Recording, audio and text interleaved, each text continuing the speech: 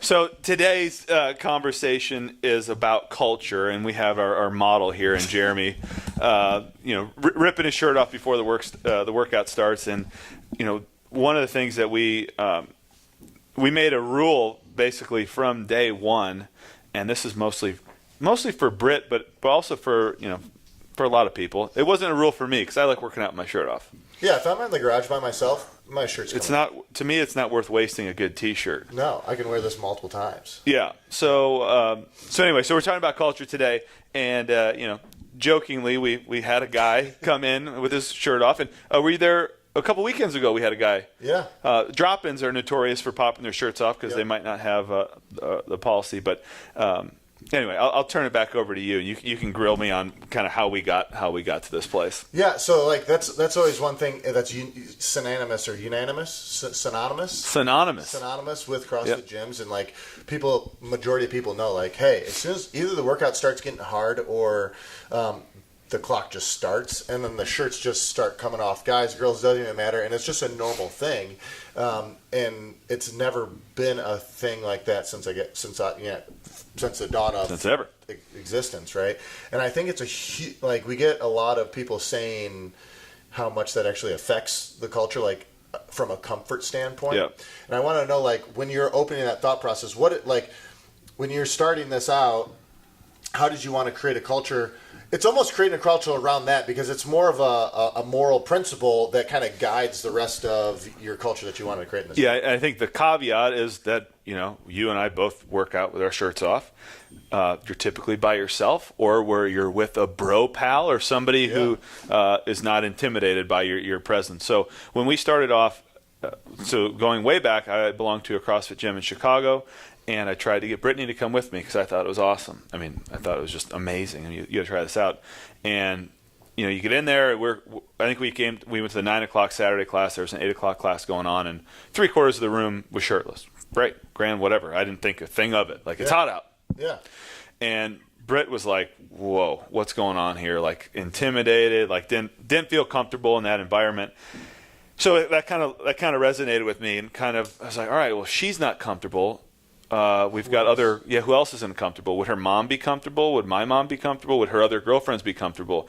And, and quite honestly, to have a successful business, you need a broad demographic. Yeah. You can't just have 20-something males, because they become 30-something males. And you can't just have, 30-something females, because you need to, they become 40-something females, and your market erodes. So, I wanted to just be very well balanced and welcoming of all types. And how our culture started was no D-bags. Yeah. That was it. Simple as that. No D-bags. Yeah. And we didn't need, and I can be one just as much as anybody. I like a mirror, every now and again to look at when you're working out. And, I wanted to kind of protect myself from being that kind of person, and making sure that we're protecting the rest of our community from getting sucked into that culture. Like vanity is totally fine, and it has a place for sure. I mean, if we'd be lying if we weren't here for some vain reasons. Yeah, for looking better. We don't look better, feel better, but not at the expense of making somebody else uncomfortable when you're just straight up swole in the mirror. I mean, you can't help it. You walk by a mirror, everybody looks. Yeah. And so it was really no D-bags. Yeah. No. Now, how did you go? Because it's one thing to say that, but then you get your first so you're in the garage and you get your first drop. I'm trying to think of the. I do remember. Hey, Haldor, first shirt off. Yeah, really? Haldor. Yeah, boom. Because that's what he heard. I mean, he's a beast. That's CrossFit. Yeah. Yeah. He ripped his shirt off. And what did you say? Tapped him on the shoulder. Hey. I don't know if I let him finish the workout. I had one other guy doing Fran take his shirt off. Yeah. After the set of 21s, which is pretty awesome. Nobody wants to put their shirt back on in the middle of Fran, but we just got to tell them. Yeah. And I'm not gonna lie, as a coach, it's one of the most. It's so awkward. It's like the only thing that's more awkward is if somebody smells. Yeah, absolutely. Because you're like, oh God, do I walk up to this person in the middle of class, tell them they smell? Like, wow. Or don't want to do that. That. And plus, they've just taken their shirt off. So, and since no one else in the gym has their shirt off, it's an immediate strobe light. Boo! Yeah. It's right. and everybody looks. They're like, "Oh, dude, Like, you didn't know the rules, buddy." Yeah, and then you're like, shoot. Usually I try and come over to you and say, hey, Yeah. do you want to go over and say Yeah. What should I do? I think you should probably go say something. Should I do something? I mean, I'm coaching right now. I don't want to like interrupt my class. Yeah. But no, you just have that tough conversation, and I can probably count on maybe two hands the number of times I've had to say something to somebody, and I apologize. Yeah. And I come up, I go, dude, and I did a bad job with you because we were just geeking out to start this, but. Dude, I'm so sorry. Like I should have said something ahead of time. We've got the owner here is like with real strict policy on no shirts or whatever. Like it's silly, I know. Yeah. Can you put your shirt on? Yeah. And no, you don't have to tell them that you came up with the policy or Yeah. that's Most of the time, that's usually what I do is I just blame it on someone else. Blame it on the blame. Yeah, push it up, or just say, hey, I say the same thing. I apologize, but we keep our shirts on here. That's it. And and everybody's always been totally cool. Oh, I'm sorry. Never been. The only time I've had somebody not be cool, we had a rather attractive female. Yeah. Take her shirt off. Not like topless, but a sports bra on. Yeah. But that's normal for CrossFit. Yeah. So she's doing her thing, and I asked her to put her shirt back on, and I get like a couple guys. They're like, "What the heck, man?" Like, dude, this is like the policy is backwards. Like, you screwed this one up. Yeah. So it goes both ways, male and female. But I think, and what I was kind of leaning into though is like back when you're in the garage and all like the way that you kind of we've said in the past like not amazing at like marketing, and our marketing has been like word of mouth. I hope you tell your friends. Yeah, I hope you tell your friend. Yeah. Now the first person off the street that didn't get heard from their friends, you know what I'm saying? Mm-hmm. How do you protect your culture still and say, hey, no D-bags? Because you don't know this person, they don't know any of your group, right? And it's kind of like, oh man. But like we talked about, you can't be a D-bag. You can't. You can't. Like you as the coach, as the leader, that's like when you talk about maintaining it is, we got lucky with our first, call it 5 or 6 people, and then we got lucky with the next 5 or 6 people, and then we had, call it 15 people, and then we started to get the randoms, random person off the street, and that's example of Haldor, dude, guy's a beefcake, takes his shirt off, nobody probably had a problem with it at that point. Probably not. But it, in order to, because that creates a snowball, and that's the next person, and that's the next person, and that's the next person, and then that's pretty soon. Those are all the pictures online. Yeah.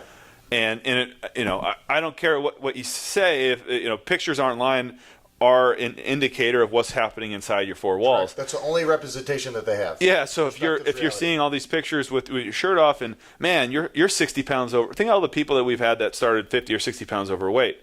I look at that picture and I'm in their shoes. I'm going, dude, I don't have abs. Yeah. I can't work out with these people.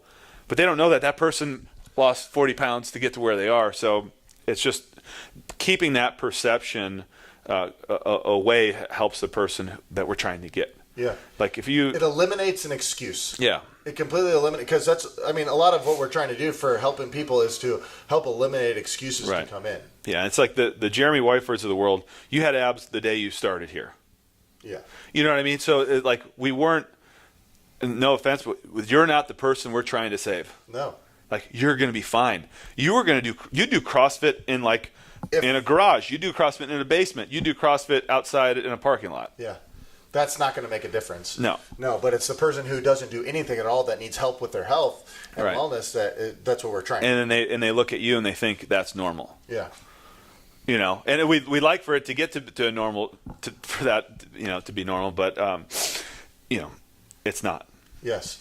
Now, how have you tried, or what is your goal, and how to maintain this culture as we progress further? So another part of the culture that we kind of skipped over was, and this is kind of like the grandma rules, is would you say it in front of your grandma? Yeah. And that's why we try not to play cusses on the on the music, and most of this was to protect me. I'm the guy that wants to take his shirt off, and I'm the guy that likes to play swear words on my music, and I'm quick to swear. And I've had to really build these rules in to protect myself, because I know that can slip. And a couple F-bombs here, and then now somebody's telling a dirty joke, and next thing you know, a racial slur gets thrown in. Mm-hmm. And I feel like I'm dying inside just saying that out loud, but then now this reputation of fostering a healthy environment for people is now eroded. Yeah. Because now your kids aren't comfortable here. And it's like, well, my mom was looking at joining this gym, but I hear you guys swearing. It's like, she's not going to be digging that. People aren't going to be about that. So so it's kind of, just, but at the same time, if you swear like a sailor, which I know we've got a bunch of people in here that do, you just don't have to do it during this time. Yeah. Well, and it's interesting because the thing that you said in the beginning was like, if one person starts doing it and then it kind of snowballs into another. Well, if you do the same thing in reverse, as in you correct it right off the bat, one thing leads into another, and the culture that you create kind of corrects itself. And it sucks people into the vacuum almost. To where even and people have sweared, they kind of look around like, oh crap, am I shoot. in trouble? Like, oh, hey, sorry, didn't mean to say that. Yeah. Like, I've caught myself after, like, especially after an open workout, be like, oh, yeah, whatever, and they're like, oh, beep. Sorry, I apologize, I shouldn't have said that. Yeah, you create that culture in reverse order too, right? Like a good one, and then everybody else around you is kind of like, hey, Well, it's a slippery slope, and then we can take this into gossip too. It's if I drop an F-bomb here, and then you drop an F-bomb, and then pretty soon one of us is swearing in class. As a coach? Yeah. I mean, it just slips, and it's all of a sudden like, well, now you're representing the brand with that type of language, and this person was considering bringing you into their company to do a retreat. Mm-hmm. Well, now they're not going to. You can't like. I can't say this in my company, but you're saying it here on the floor. Like, that's not going to jive. So, that's been incredibly important. And the other, so you take the swearing. That's really quickly leads into gossip, and that's been we had a small group when we started. We still have a small group. This is a small town. Yeah. And you see people here out at the store. You see people out, the shops. And if people start saying things about other people, it's going to come back to you real quick. Kansas City, they say, is like basically 1 degree of separation. Yeah. Between somebody, you know, and then you don't know. So we just wanted to make sure we're not, so if it's taking shirts off, not swearing, and then not saying stuff about other people unless they're in front of you. Yep. If I got something to say to you, if I'm going to say something about you, it's going to be positive. Yeah. It's going to be something that he did well. If you have a problem with someone, yeah, go address it with them. Right. It just makes it easier. And I know it's hard, but it still makes it easier. It's super hard. So that's been kind of, as far as that'll probably be our hardest thing as we go forward. Just because you get all these little clicks, all these internal clicks, which I think is hugely positive, because you need that to shrink the gym down. Yeah. Because you can't be friends with everybody. But if you keep that rule amongst the coaches, yes, and from a class setting standpoint, then it's going to radiate out. If you don't keep that rule within coaches, then it's going to it's going to just implode from the inside out. Did you hear about so and so? Did you hear about this? Yeah. Talk to them about it, and we might have to continue this on another time because I got to run off. We move on, but that's the basics of it, guys. We from the beginning, 2020 is about keeping their shirt on for all the reasons that we listed. We really don't need to swear. I mean, I find myself doing it in side conversations and whatnot, but it's like it can really it doesn't add anything to your business. Yeah, it doesn't add anything to the service, and then saying stuff about people when they're in your presence is totally cool. Yeah. Say anything you want about somebody as they're there. They have a chance to defend themselves.